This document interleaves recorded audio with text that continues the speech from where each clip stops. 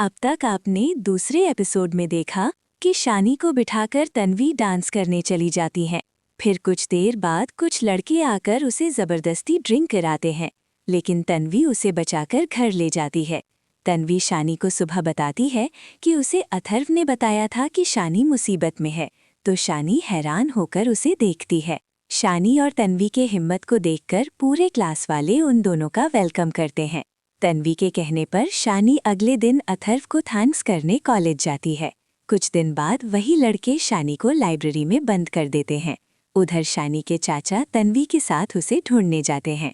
जब अथर्व को पता चलता है, वो शानी को ढूंढने कॉलेज के पास जाता है, लेकिन वॉचमैन अंदर जाने से मना कर देता है। इसीलिए अथर्व कॉलेज की दीवार कूदकर कॉलेज के अंदर चला जाता है और शानी को क्लास में ढूंढता है। अथर्व को याद आता है कि तन्वी ने शानी को लाइब्रेरी जाते देखा था, तो वो भागकर लाइब्रेरी की तरफ जाता है और लाइब्रेरी का दरवाज़ा खोलता है तो देखता है शानी फर्श पर बेहोश पड़ी हुई है। वो शानी को गोद में लेकर उसे जगाने की कोशिश करता है। होश में आते ही शानी अथर्व को पकड़कर जोर जोर से रोने लगती है। ज़्यादा देर बिना कुछ खाने पीने की वजह से वो बेहोश हो गई थी, इसीलिए अथर्व उसे कॉलेज कैंटीन में ले जाता है और वो रोते हुए जाती है। शानी रोते रोते बिस्किट खाती है तो अथर्व उसे देखकर मुस्कुराता है। शानी गुस्से में कहती है, पता नहीं मुझे किसने लाइब्रेरी में बंद कर दिया था। थोड़ी देर बाद अथर्व उसे कॉलेज के बाहर लेकर जाता है। शानी जल्दी जल्दी आगे जाने लगती है तो अथर्व उसे खींचकर कहता है, आगे वॉचमैन है, वो कल हम दोनों की शिकायत कर देगा डीन ऑफिस में, इसलिए हम यहाँ से नहीं जा सकते।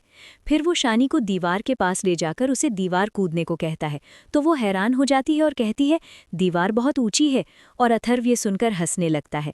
अथर्व शानी को दीवार पर चढ़ने में मदद करता है, पर जैसे ही खुद चढ़ता है तो गमला उसके हाथों से लगकर गिर जाता है।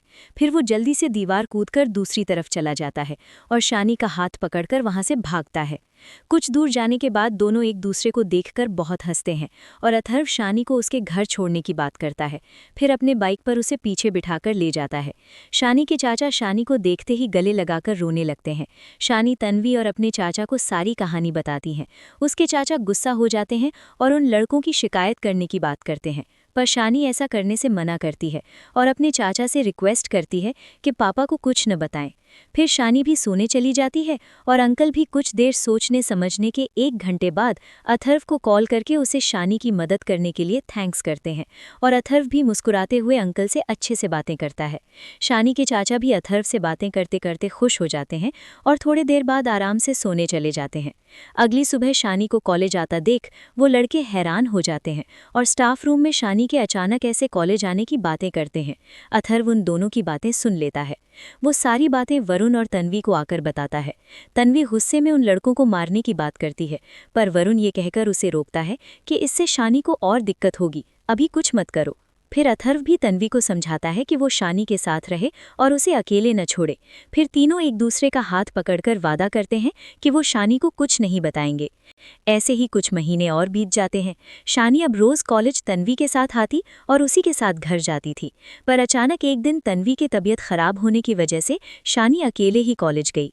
शानी को अकेला देख उन लड़कों को उसे परेशान करने का मौका मिल गया और उन्होंने शानी को सबके सामने रोका, फिर उसके साथ बदतमीजी करने की कोशिश करते हैं।